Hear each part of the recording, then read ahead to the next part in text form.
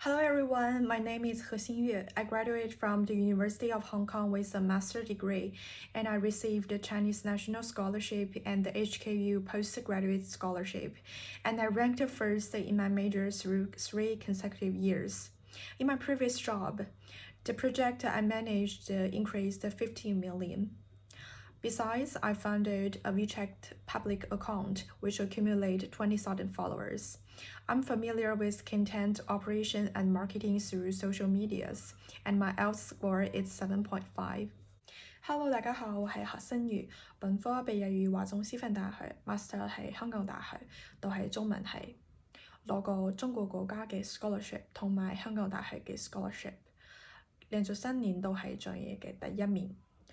上一份工嘅1年半時間內，我淨銷售額做咗1500萬 RMB， 攞得當年唯一嘅優秀新員工。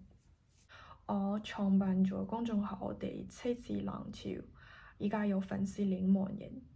我中意 social media 嘅 content operation 同埋營銷推廣，我嘅IELTS 成績係7.5分。